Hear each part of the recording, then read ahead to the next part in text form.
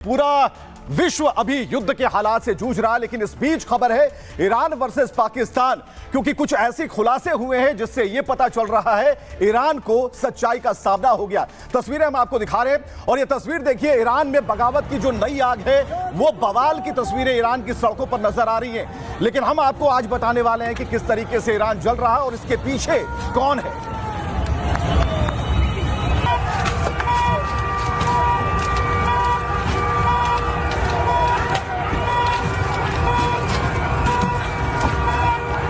हर तरफ सायरन की आवाज, आग की लपटें, बगावत शुरू है। लेकिन तेहरान की सड़कों पर क्या हो रहा है, अगली तस्वीर हम आपको दिखा रहे हैं। गुस्से की आग में जलता तेहरान, लोग भाग रहे हैं, आवाजें लगा रहे हैं, लेकिन कोई सुनने वाला नहीं है। लेकिन इसके पीछे की पटकथा किसने रची, किसने लिखी, किसके हाथ में रिमोट था, यह भी बताएंगे आपको।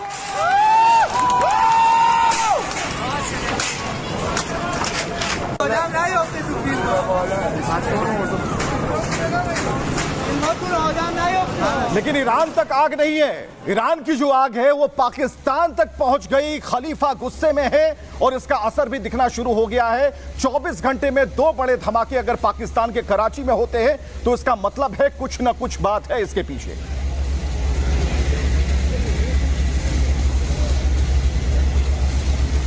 तो पाकिस्तानी अब दावा कर रहे हैं कि हमला किसी और ने नहीं बल्कि खलीफा ने करवाए हैं। देखिए क्या कहते हैं।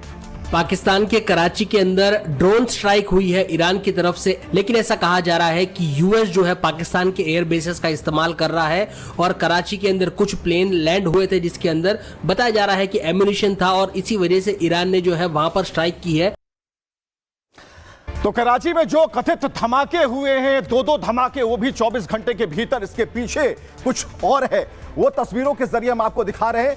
कभी मॉल पर धमाका हुआ तो कहीं उस पोर्ट पर धमाका होता है जिससे मुनीर हिल जाते हैं। जरा देखिए और सुनिए इसे। इधर से गिरने वाली है, बस थोड़ा सा है, थोड़ा वो कोना गया वो कोना देखो, मुमनी जहाँ में वो फायर नहीं लगा हुआ है, वो गया वो गया गिर गया। या अल्लाह खैर, या अल्लाह खैर, या अल्लाह खैर, या अल्लाह खैर। लेकिन खलीफा पाकिस्तान से खफा क्यों है, गुस्से में क्यों है, ये हम आपको बता रहे हैं। दंगाइयों के पास पाकिस्तान के हथियार मिले हैं, मेड इन पाकिस्तान के हथियार ईरान की सड़कों पर जो दंगाई थे उनके हाथों में थे। और इस बात का पता जब खामनेई को लगा तो वो गुस्से से लाल हो गए।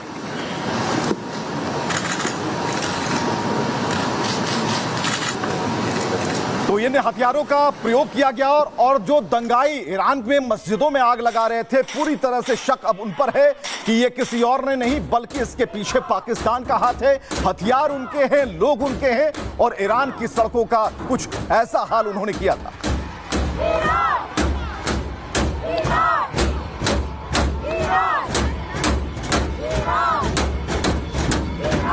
तो अब वो ईरान की जगह हम आपको दिखा रहे हैं कि किस तरीके से। लेकिन उससे पहले मुनीर की आग के नीचे क्या होता है, पाकिस्तान में किसने जला दिया, किसने धमाका कर दिया, मुनीर की टेंशन यहां से बढ़ जाती है।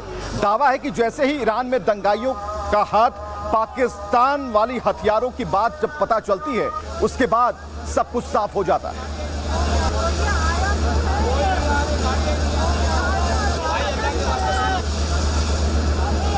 तो आग बुझाने का काम किया जा रहा है, लेकिन आप समझिए यहां पर कि तेहरान में जो खलीफा है वो चौकन्ने हो गए हैं, क्योंकि दोबारा ऐसा ना हो इसके लिए अभी से जो प्रैक्टिस है शुरू कर दी गई है। आप देख पा रहे हैं ईरान जल रहा है, लेकिन रिवोल्यूशनरी गार्ड जो है वो तैनात कर दिए गए, यानी ये गार्ड सड़कों पर है, मुस्तैद हैं और पता लगाने की कोशिश कर रहे हैं कि आखिर इसके पीछे जो भी हैं उन्हें जल्द से जल्द पकड़ा जाए।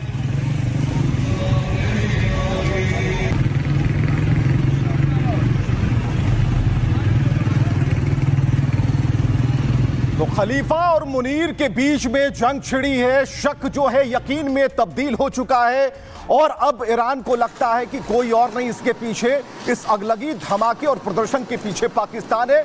और यूएई के शेख अब भारत से हाथ मिलाने पहुंचे हैं। यहां पर आप देखिए तस्वीरें, पीएम मोदी ने वेलकम किया है, आगे बढ़कर गले मिलाया है और ऐसे में खलीफा और मुनीर में जंग छिड़ी है। मुनीर को पहचानते ही यूएई के जो मुखिया हैं वो भारत आ चुके हैं। वो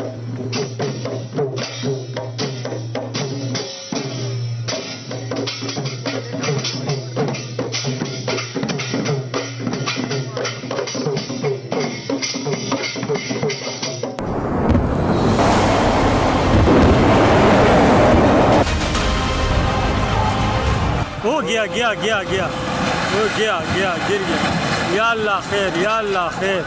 आग से खेलने वाले पाकिस्तान में खलीफा ने ऐसा धमाका किया कि पूरा कराची दहल उठा।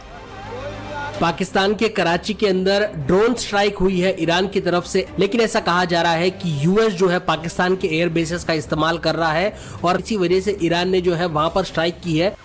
पाकिस्तानी जब ईरान चिल्ला रहे थे, कराची तब वीरान हो रहा था।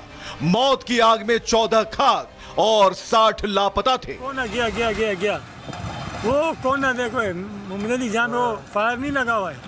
वो गया गया गया गया वो गया गया गिर गया।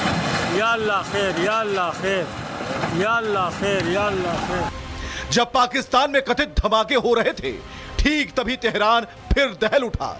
सरकारी टीवी हैक हो गए, इमारतें जलने लगी, फाइटर आसमान में दहाड़ने लगे जैसे मौत का साया मंडरा रहा हो।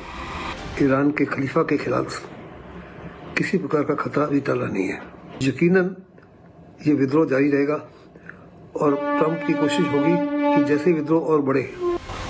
यानी ईरान में खेल अभी बाकी है, लेकिन खलीफा खामनेई ने कसम खा ली, हम तो जलेंगे, पाकिस्तान को भी जलाकर मानेंगे।